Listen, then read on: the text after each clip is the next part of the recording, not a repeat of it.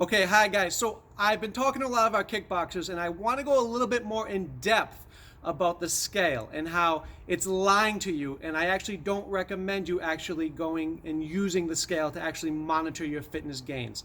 Now, one of the things I want to tell you is if you're losing a pound of fat but we're putting on a pound of muscle, the scale will stay the same. So this might give you some, you know, just false beliefs as it's not working. However, there's a huge difference between having that pound of fat go away and putting on the pound of muscle. And the first is that muscle is more dense, which means it takes up less space, which is why it is better to go by how your clothes are fitting than actually go by the scale. And we'll get into a little bit in a second.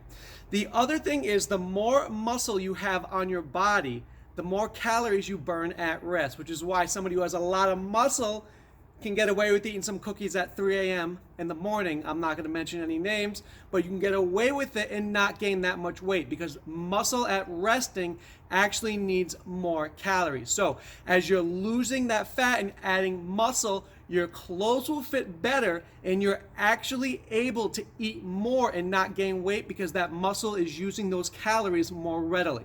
So what's even better than going by the scale, because the scale is not good, is going by how you feel and actually how your clothes are fitting. Now, one other thing I want to go over, in body therapy, the way we're going to put the muscle on you is through three things. The first thing is the resistance of actually hitting the bag, because getting that resistance actually builds the muscle. Second, the body weight exercises we do, like the squats, or the planks or the burpees or whatever we're doing, the jumping jacks, that's also building muscle. And also with the resistant bands. So sometimes it's hard to build those back muscles with just body exercises. So we use those resistant bands to help us in that area, and also a total body workout.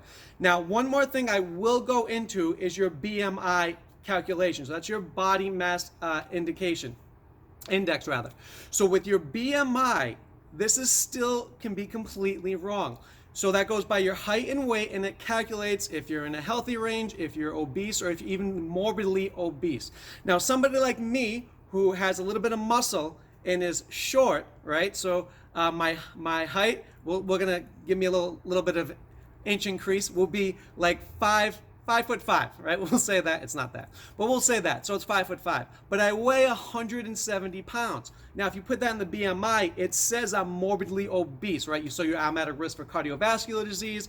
I'm at a risk for all these different ailments. However, this isn't correct because a lot of my body weight comes actually from muscle. So I'm getting all those benefits of having that muscle on me. So two things I want you to remember. Don't go by the scale. Don't go by the BMI, okay? What you're going to go by is how you feel, right? You have more energy, you feel more positive, you're doing more things in life, and how your clothes are actually fitting.